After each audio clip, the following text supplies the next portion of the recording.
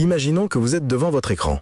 Vous avez déjà votre application web qui génère des scripts avec Gemini et les transforme en audio grâce à Eleven Labs. C'est déjà pas mal. Mais là, vous voulez passer à la vitesse supérieure, permettre à l'utilisateur de choisir la voix qu'il préfère directement depuis l'interface. Et oui, parce que tout le monde n'a pas envie d'écouter un narrateur par défaut. Certains préfèrent une voix masculine, d'autres féminine, et parfois, la langue joue un rôle essentiel dans l'efficacité du message.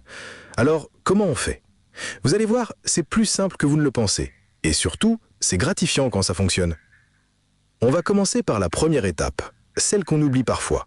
Trouvez l'ID exact de la voix dans votre compte Eleven Labs. C'est un peu comme choisir la bonne station de radio avant de mettre le volume à fond. Connectez-vous à votre tableau de bord Eleven Labs. Dans le menu, repérez la section Voices ou Voix. Là, vous allez voir toutes les voix disponibles sur votre compte. Les voix par défaut fournies par Eleven Labs et éventuellement vos voix personnalisées si vous en avez créé. Cliquez sur la voix qui vous intéresse. Une fiche détaillée s'ouvre. Nom de la voix, description, échantillon audio et surtout un identifiant unique. Le fameux Voice ID. Cet identifiant est souvent une suite de lettres et de chiffres. Il ne veut peut-être rien dire pour un humain, mais pour l'API, c'est la clé qui permet de charger exactement cette voix-là. Sélectionnez-le avec votre souris et copiez-le.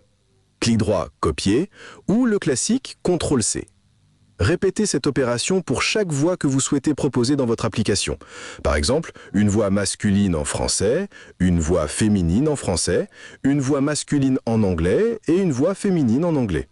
Conservez-les quelque part, par exemple dans un fichier texte temporel, pour les insérer facilement dans votre code. Maintenant que vous avez vos Voice ID, on passe à l'interface web de votre application. Imaginez votre page comme une carte de restaurant. Vous proposez déjà un plat principal, mais maintenant vous ajoutez la possibilité de choisir l'assaisonnement. Ici, l'assaisonnement, c'est la voix. Concrètement, on va insérer dans le formulaire dédié à l'audio une liste déroulante. Cette liste affichera des options claires. Homme en français, femme en français. Homme en anglais, femme en anglais. L'idée, c'est que l'utilisateur n'ait jamais besoin de connaître ou de taper les fameux identifiants techniques. Il choisit et en coulisses, on sait exactement quelle voix appeler grâce au Voice ID. Dans le HTML, cette étape se traduit par une balise Select avec plusieurs options. Chaque option a un texte visible, c'est ce que l'utilisateur lit, et une valeur invisible pour lui, c'est ce que l'application enverra au serveur, le Voice ID. Vous collez ici les identifiants que vous avez soigneusement récupérés depuis votre tableau de bord Eleven Labs. Assurez-vous que les intitulés sont clairs. Homme-français, femme-anglais. Pas de voix 1 ou test 2, ça ne parle pas à l'utilisateur et ça donne un aspect brouillon. Côté back-end maintenant, dans FastAPI, vous aviez peut-être un Voice ID fixé en dur dans le code. Ça fonctionne, mais c'est figé. Impossible pour l'utilisateur de changer la voix à la volée. Nous, on veut du dynamique. Dans votre route /generate audio, ajoutez un paramètre Voice ID str égale forme dans la signature de la fonction.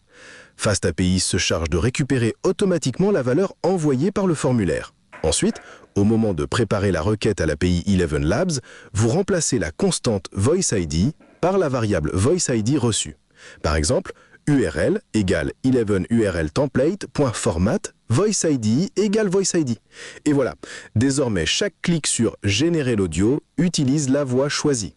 Vous vous demandez peut-être, est-ce que ça vaut vraiment la peine? La réponse est oui, 1000 fois oui. Imaginez une application éducative. Certains élèves se concentrent mieux avec une voix féminine, d'autres avec une voix masculine. Imaginez une appli multilingue.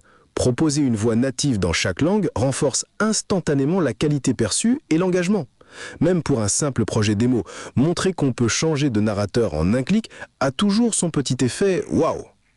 Pour rendre l'expérience plus fluide, placez la liste déroulante juste au-dessus du bouton de génération audio. Ajoutez un label clair comme « choisir une voix ». Prévoyez une option par défaut, par exemple « homme-français » pour éviter les erreurs. Et pourquoi pas ajouter un petit bouton « écouter un extrait ». Il pourrait jouer un extrait de quelques secondes pour chaque voix avant que l'utilisateur fasse son choix. Ça, c'est le genre de détail qui donne un aspect pro et engageant. Pensez aussi à la robustesse. tester les cas où l'utilisateur ne choisit pas de voix ou que le Voice ID est invalide.